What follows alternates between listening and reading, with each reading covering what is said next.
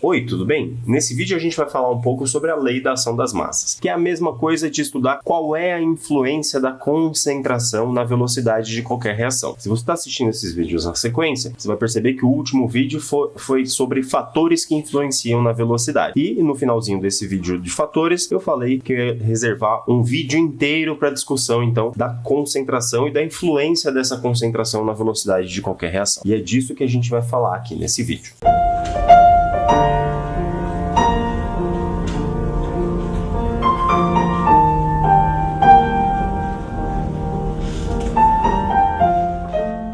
Então, pegando o gancho aí da última aula, vamos pensar o seguinte. Eu preciso analisar como que a concentração influencia na velocidade. E eu vou fazer essa análise olhando para o aumento da concentração. Então, o que acontece com a velocidade de uma reação genérica quando eu aumentar a concentração dela? Bom, vamos pensar aqui de maneira genérica, de novo, que se eu aumento a concentração do reagente numa reação, seja ele um reagente gasoso, seja ele um reagente em solução aquosa, toda vez que eu aumento a concentração, é a mesma coisa de dizer que eu estou colocando mais reagente dentro do recipiente. Toda vez que eu coloco mais reagente, eu aumento o número de choques efetivos que eu tenho dentro do meu recipiente. É bem básico pensar isso. Se eu tenho mais reagente lá dentro, a chance deles se chocarem entre si é maior, consequentemente eu aumento, portanto, a velocidade dessa reação. Então, toda vez que eu aumentar a concentração, eu aumento a velocidade da reação. Então, essa é uma primeira maneira de pensar nessa influência. Mas tem muito mais coisa aí, tem muito mais chão pra gente falar. Então, pra gente estudar um pouco mais a fundo o efeito dessa concentração, eu vou trazer uma reação genérica de um reagente A junto com um reagente B, tudo isso se transformando num produto qualquer C. Então, A mais B vira C. Para garantir que essa equação está balanceada, eu vou dizer que existem os coeficientes estequiométricos Azinho, Bzinho e Czinho. E agora o que a gente precisa entender é qual é a influência de cada um desses fatores ou de cada um desses participantes na velocidade da reação. Bom, primeira coisa que eu quero falar, retomando de novo o vídeo anterior, é que a gente possui dois sentidos para essa reação. Existe o sentido da reação direta, que eu vou chamar de D, e existe o sentido da reação inversa, que eu vou chamar de I. Por que eu estou escrevendo isso? Porque a gente precisa entender que existem velocidades diferentes para cada sentido da reação. Eu posso escrever a velocidade da reação em relação a Azão e a Bzão, ou seja, em relação aos reagentes, mas eu também posso escrever a velocidade da reação em relação ao produto C. E eu vou escrever isso de maneira genérica aqui agora. Então, percebeu-se experimentalmente que a gente pode escrever a velocidade de qualquer reação em função das concentrações de seus componentes. Então, para a reação direta, a gente tem a velocidade da reação direta. E a lei da ação das massas é uma lei derivada de experimentos em laboratório, ela é puramente experimental. E como toda lei experimental, ela depende de uma constante de proporcionalidade. Nesse caso, a constante é uma constante K, que a gente costuma chamar de constante cinética. Então, toda a lei da velocidade, ou seja, toda equação de velocidade de qualquer reação química possui um K, que é a constante cinética. Bom, mas essa velocidade, como a gente já disse, ela tem que depender dos seus componentes. A velocidade da direta tem que depender dos reagentes da direta, porque eles vão reagir entre si e é isso que determina a velocidade. Quanto mais rápido eles reagem entre si, maior a velocidade. Então depende do A e depende do B. E se a gente está falando de concentração, é a concentração que eu quero olhar. Bom, então depende de A e depende de B. O que me falta agora é entender qual a influência de cada um desses reagentes na velocidade da reação. E o que a gente percebeu experimentalmente é que essa influência vai ser tão maior quanto for o expoente de cada um desses termos. Taif, mas qual é esse expoente? É Azinho e Bzinho? Calma que a gente vai chegar lá. Nesse primeiro momento, os expoentes vão ser chamados de alfa e beta. Esses expoentes são genéricos. Vou explicar um pouco mais daqui a pouco, mas guarda essa ideia. Pensa que a velocidade da direta depende do reagente A, depende do reagente B, elevados a expoentes alfa e beta. Isso vale para a reação no sentido direto, que é o sentido D. Para a reação no sentido inverso, a gente também pode escrever a velocidade da inversa. A velocidade da inversa vai depender de uma constante K, que eu vou chamar de K2, visto que da direta eu vou chamar de K1, e isso vai depender, portanto, da concentração dos reagentes da reação inversa. No sentido inverso, o único reagente aqui dessa reação é o Czão. Então, depende da concentração do Czão. Porém, como que depende ou qual a influência dessa concentração depende de um expoente gama que a gente vai falar daqui a pouco. Mas, de maneira genérica, é exatamente assim que a gente escreve a velocidade de qualquer reação química, seja no sentido direto, seja no sentido inverso. E aí tem outras duas informações muito importantes da gente anotar aqui, que são as seguintes: a constante da reação direta, ela é diferente da constante da reação inversa. É muito importante perceber que K1 é diferente de K2. E a outra coisa muito importante da gente saber é que alfa, beta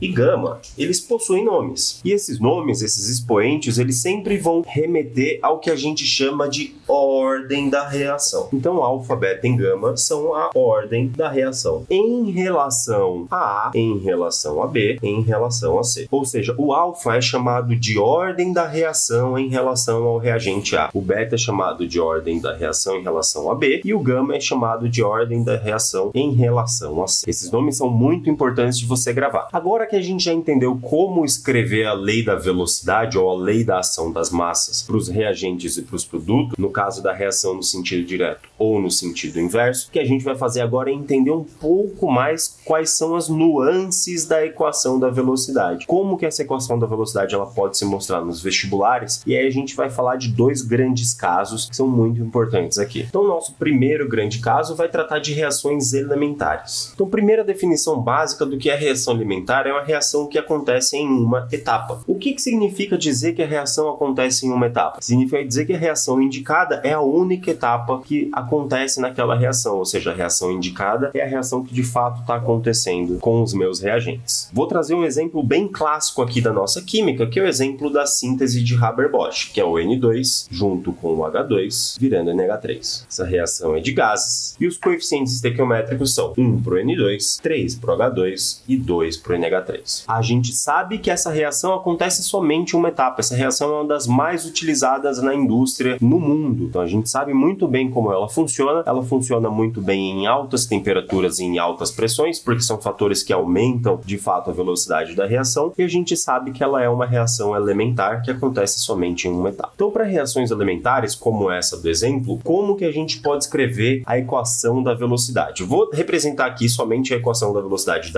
do sentido direto, mas você pode fazer também para o sentido inverso, que vai ser a mesma coisa. Toda vez que eu tenho uma reação elementar, eu posso escrever essa velocidade como a constante K, que multiplica os seus fatores pensando em termos de concentração. E agora você vai confiar quando eu digo que os expoentes em relação a cada reagente têm que ser exatamente os coeficientes estequiométricos dos meus reagentes. E essa é então a equação da minha velocidade para esses reagentes aqui. Tá, e vai funcionar sempre assim? Sempre que a reação for elementar, em uma etapa somente, a velocidade pode ser escrita dessa maneira. Os coeficientes estequiométricos da reação são os próprios expoentes aqui. Ou seja, de maneira análoga, eu posso dizer que 1 e 3 são o alfa e o beta dessa reação genérica. Ou seja, eu posso escrever que para reações elementares, a ordem da reação vai ser sempre igual ao coeficiente estequiométrico de qualquer um dos reagentes dessa reação. Taif, isso é sempre verdade? Sim, isso é sempre verdade quando a gente está falando de uma reação elementar. E tem o último detalhe dessa lousa que é extremamente importante, que é uma definição que a gente tem que chama ordem global da reação. Nesse caso, o que é a ordem global? A ordem global ela vai ser sempre a soma das ordens da reação em relação a cada componente. No caso aqui, então, a ordem global vai ser a soma do 1, que é a ordem do N2, com o 3, que é a ordem em relação ao H2. Portanto, a gente tem uma ordem global da reação igual a 4. E isso é uma pergunta que às vezes aparece no vestibular. Qual a ordem global da reação dada uma reação qualquer? Essa reação ela pode ser elementar ou pode ser não elementar, como a gente vai ver na próxima lousa. Mas seja ela elementar ou não, quando ele perguntar a ordem global, você vai pegar a ordem da reação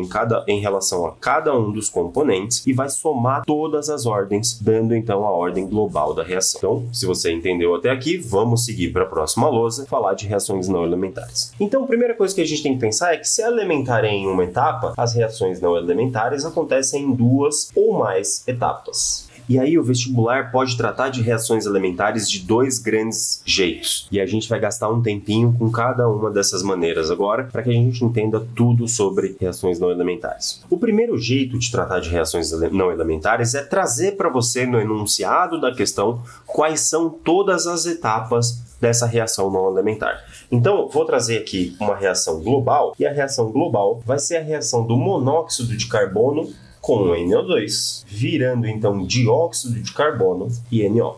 Essa reação já está balanceada e eu estou dizendo para você que essa é a reação global. Porém, essa reação ela acontece em duas etapas. E aí, se isso cair no vestibular, vai aparecer mais ou menos desse jeito. Ele vai te mostrar duas etapas, a primeira etapa sendo a etapa 1, sendo que o que acontece na etapa 1 é que duas moléculas de NO2 acabam por produzir NO3 e NO. E essa etapa da reação, eu, Taif, estou falando para você que é uma etapa que acontece de maneira lenta. O que significa dizer que é uma etapa lenta? Significa dizer que, pensando no processo global, essa é uma etapa que demora mais tempo para acontecer, o que toma mais tempo de todo o processo. Então a gente vai chamar esse tipo de reação, esse tipo de etapa lenta. E depois, no segundo momento, e esse momento costuma ser consecutivo, existe o que a gente chama de etapa 2. E a etapa 2 é uma etapa na qual o NO3 que acabou de ser produzido vai se juntar com o CO que estava dentro do recipiente. Lembra que essas etapas elas são consecutivas e acontecem todas dentro do mesmo recipiente. Eu jogo o NO2 e o CO dentro do recipiente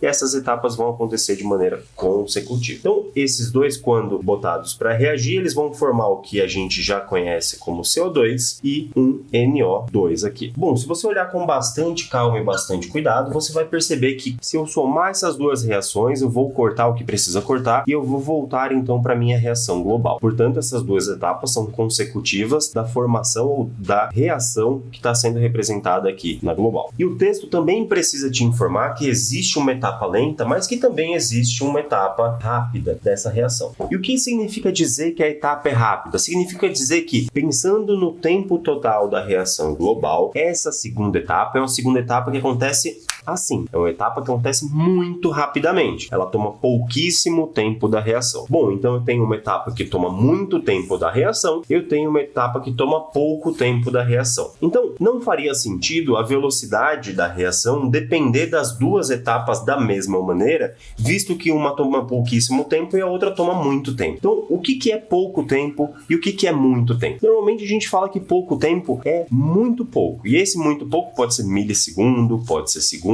Então, se a reação demora 30 minutos para acontecer, isso daqui vai demorar 1 minuto, isso aqui vai demorar 29. Então, a gente pensa nesse tipo de proporção. Uma é muito mais lenta que a outra. Existe uma tabela para dizer o que é lento e o que é rápido? Não existe. Mas existe, comparativamente falando, reações e etapas lentas e etapas rápidas. E o que percebeu-se foi que em reações desse tipo, em que possui etapas lentas e etapas rápidas, a gente pode escrever a velocidade da seguinte maneira. Para esse exemplo especificamente, eu vou dizer que a velocidade, de novo, possui a constante cinética aqui e depende da concentração do NO2. Taif, também depende da concentração do CO? Não. Para reações não elementares, eu vou considerar que só depende da etapa lenta, que é a etapa que toma o maior tempo da minha reação. Então, eu vou dizer que V igual a K vezes concentração de NO2 elevado ao quadrado. Quem que é esse quadrado? É o coeficiente estequiométrico da etapa lenta, do reagente da etapa lenta. Taif, se eu tivesse 2 reagentes na etapa lenta, ia ser a multiplicação dos 2. Se eu tivesse 3, ia ser a multiplicação dos 3 e os seus expoentes com seus coeficientes estequiométricos. Taif, então aqui é sempre coeficiente estequiométrico? Calma lá, vai ser sempre coeficiente estequiométrico, mas sempre da etapa lenta. Se a reação só tem uma etapa,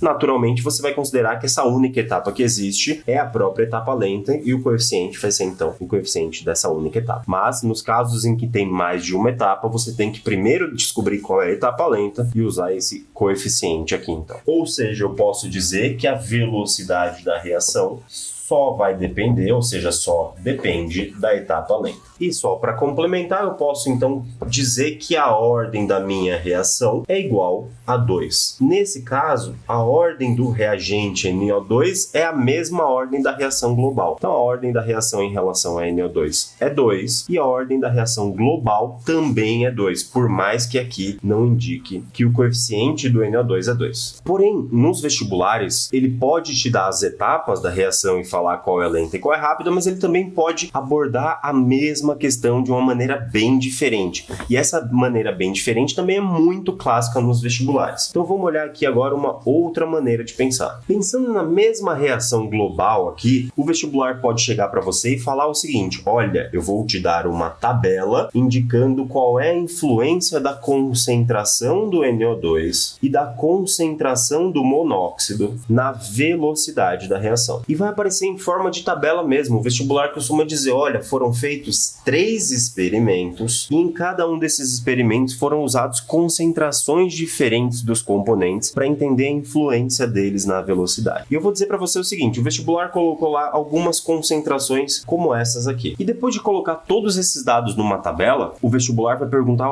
para você o seguinte: qual é a lei da velocidade em relação a esses reagentes? A partir do momento em que ele te deu uma tabela e perguntou qual é a equação da velocidade, você vai assumir automaticamente que essa reação ela é não elementar. Tá, eu preciso saber quantas etapas ela tem? Não, você só precisa assumir que ela é não elementar. A partir desse momento, a gente vai fazer as contas da tabela, como eu vou te ensinar aqui agora, e considerando que ela é não elementar. Então, a primeira coisa para resolver essa questão é lembrar que a velocidade ela pode ser escrita de uma maneira genérica como a constante cinética vezes os seus componentes aqui. Concentração de NO2, concentração de monóxido. Tá, mas eu não sei quais são os expoentes. E é exatamente isso que a gente tem que descobrir a partir dessa tabela. A gente vai descobrir quais são as influências de cada um desses caras aqui a partir da tabela. E como a gente faz isso? Olha só, pensa comigo. Para pensar na influência do NO2, eu não posso variar a concentração do CO. Se eu variar a concentração do CO e do NO2 ao mesmo tempo, eu nunca vou entender qual é a influência desse cara sozinho na reação. Então, toda vez que eu estiver analisando o NO2, eu vou ter que manter a concentração do CO constante.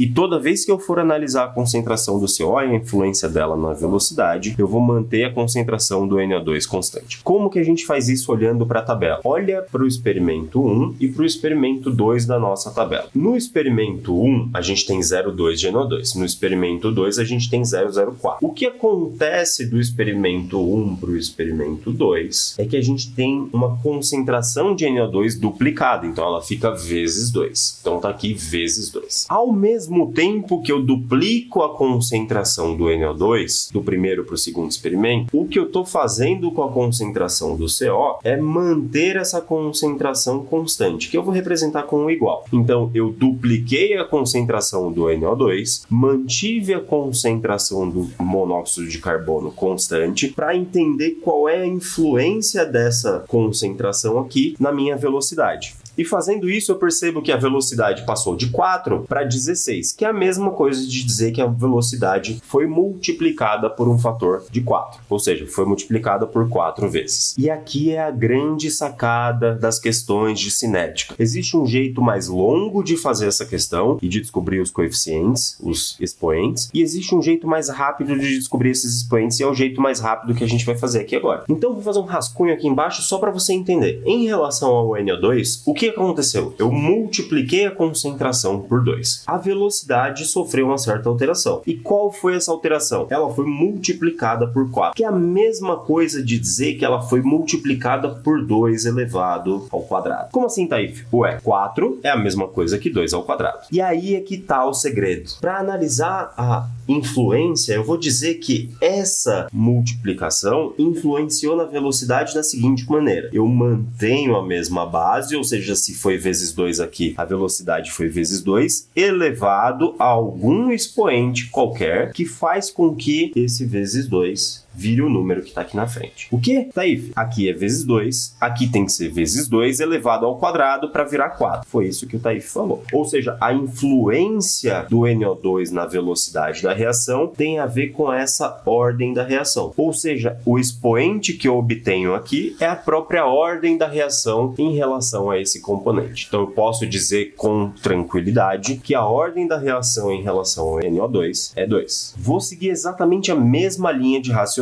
agora olhando para o monóxido de carbono para entender a influência dele na velocidade. Para isso eu preciso voltar para a tabela e escolher quais experimentos eu preciso utilizar para fazer com que agora, já que eu quero olhar para o monóxido de carbono, eu tenho que manter a concentração do NO2 constante. E isso acontece olhando olhando os experimentos 1 e 3. Quando eu passo do experimento 1 para o experimento 3, o que eu estou fazendo é manter a quantidade de NO2 constante. Só que eu mantenho o NO2 constante e, em compensação, eu aumento a concentração do CO. Na verdade, eu duplico a concentração do CO. Então, vezes 2 aqui para o CO. Quando eu faço isso, eu vou lá na velocidade e eu olho como que isso influencia a minha velocidade no final. E eu percebo que era 4/10 a menos 2, continuou 4/10 a menos 2. O que significa que a velocidade não sofreu alteração. Portanto, eu vou manter um igual. E agora eu venho para minha sacada, uma maneira rápida de analisar. Olha, Taif, o que eu fiz com o CO aqui em vermelho foi multiplicar por 2. Então, o que vai acontecer com a velocidade é o que eu vou descobrir agora. Então, pela regrinha prática que eu acabei de explicar, eu mantenho a mesma base e elevo a um certo expoente que faz com que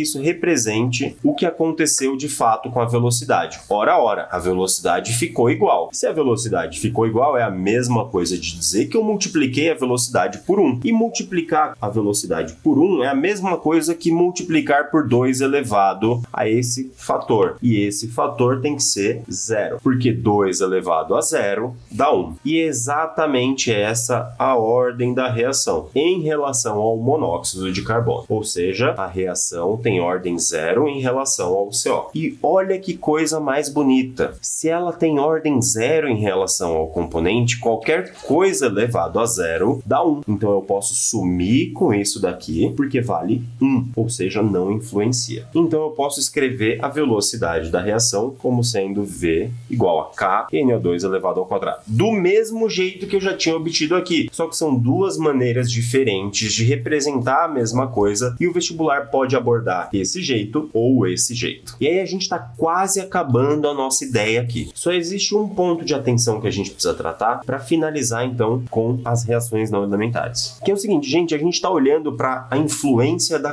concentração na velocidade. Então eu estou vendo a variação de concentração do NO2, variação de concentração do monóxido e assim por diante. Então eu estou tratando de variação de concentração. Dessa maneira, não faz sentido nenhum eu pensar em sólidos, porque sólidos não variam a concentração. Então, em qualquer reação química, sempre que ele perguntar a velocidade, a primeira coisa que você tem que fazer é olhar se existe algum sólido dentre os componentes. Se existir o sólido, você vai automaticamente eliminar o sólido, pois sólidos não influenciam na velocidade. E isso é muito importante que você entenda. Sempre que existir um sólido nos reagentes, esse sólido jamais entrará na equação de velocidade, porque para entrar na equação de velocidade tem que variar a concentração. Se não varia a concentração, não influencia na velocidade. Então, regra, você vai aceitar para sua vida que sólidos não influenciam na velocidade de nenhuma reação. Para finalizar, eu trago aqui uma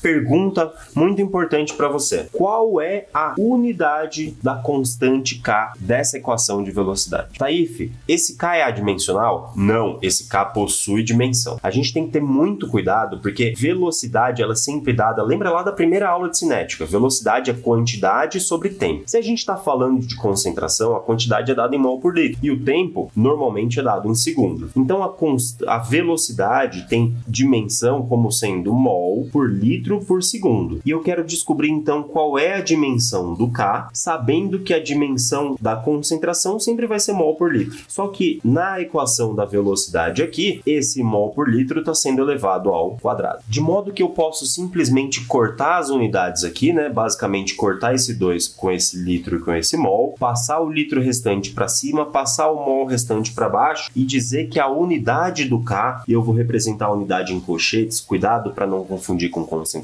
Esse colchetes é o colchetes que representa a unidade. A unidade da constante K, nesse caso, vai ser litro sobre mol sobre segundo. E é muito importante que você saiba que esse K é uma constante de velocidade e possui unidade. Essa unidade ela é variável para cada diferente equação de velocidade. Se a equação fosse escrita com dois componentes, provavelmente o valor do K, da unidade do K, seria uma unidade diferente. Daí, como eu faço então para descobrir? Todas as vezes que você tiver uma equação de velocidade, você vai ter que fazer essa análise dimensional para isolar o K e descobrir qual é a unidade desse K. Se você não fizer isso, você vai errar. Se você disser que o K é adimensional, você também vai errar. tá? Então, muito cuidado com essa última informação, que ela é muito importante também. Bom, agora sim, finalizamos tudo que a gente tinha para falar de velocidade das reações químicas. Para a gente fechar aqui, então, eu vou trazer para você agora um exercício da Unesp. Esse exercício é muito bom para a gente trabalhar um pouco dessa tabela que eu falei que é uma das maneiras que o vestibular cobra aí as suas questões. Bom, então essa questão da Unesp fala o seguinte: a cinética da reação dada foi estudada em solução aquosa seguindo o número de mols de H2Cl2 que precipita por litro de solução por minuto. Os dados obtidos estão na tabela. Pede-se, na letra A, determinar a equação da velocidade da reação,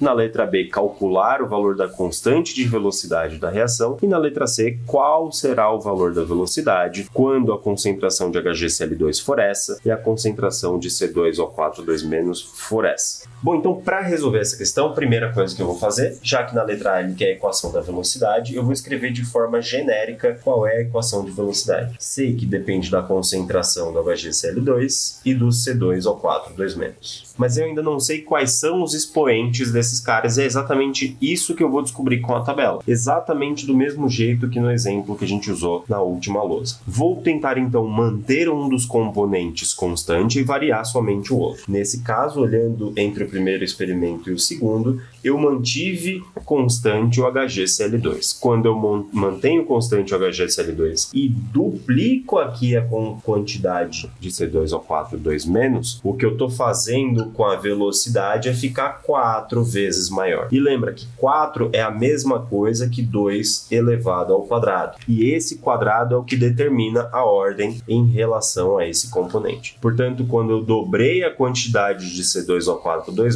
eu quadrupliquei a velocidade da reação. Então, a ordem em relação a ele é ordem 2. Vou fazer a mesma coisa agora, pensando em manter esse cara constante e variar esse cara. Mas olha só, eu não consigo fazer da primeira para a terceira. Por quê? Aqui eu consigo variar, diminuir pela metade, só que aqui também está variando, então não é interessante olhar a primeira com a terceira. O que o Taif vai fazer é olhar a segunda reação com a terceira aqui. A segunda para a terceira, a gente percebe que a concentração de HgCl2 caiu pela metade, então dividiu por 2, ou multiplicou por meio, né? Dá na mesma. E quando essa aqui cai pela metade, a gente percebe que isso aqui ficou constante, ou seja, igual, e a velocidade da reação caiu pela metade, ou seja, caiu na mesma proporção, no mesmo fator. E dividir por 2 é a mesma coisa que dividir por 2 elevado à primeira. Então, esse elevado à primeira é o que determina a ordem da reação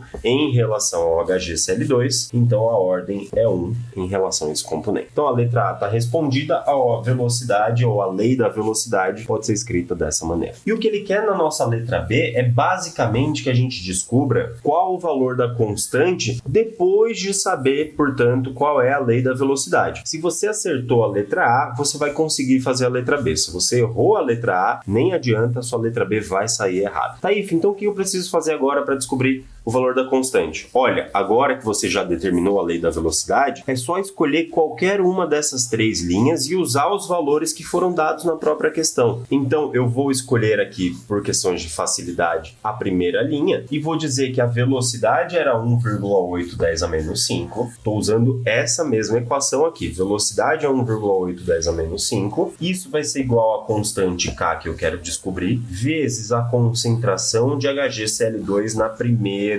linha, que é 0,1, que eu vou chamar de 10 a menos 1. Esse 10 a menos 1 está elevado à primeira, porque é o expoente aqui. Qual é a concentração de C2O4 Na primeira linha, a concentração é 0,15, só que isso tudo está elevado ao quadrado. Então, apagando aqui para a gente ganhar mais espaço, eu posso isolar a constante K, e quando eu isolo, o que acontece é o seguinte: esse 1,8 mantém-se aqui, esse 10 a menos 1, quando passa para o outro lado, vira 10 a primeira, então isso vira um 10 a menos 4, são 1,8 vezes 10 a menos 4, dividido por 0,15 elevado ao quadrado, que é a mesma coisa que 0,0225. Fazendo essa conta bem rapidinho aqui, já fiz aqui nos bastidores, o K vai valer 8 vezes 10 a menos 3. Tá aí cravado? Sim, cravado. Agora, antes de dizer que isso aqui é o final, a gente tem que ter muito cuidado com a unidade desse K. Então, para olhar para a unidade dele, para descobrir a unidade, eu vou fazer a conta rapidinho aqui.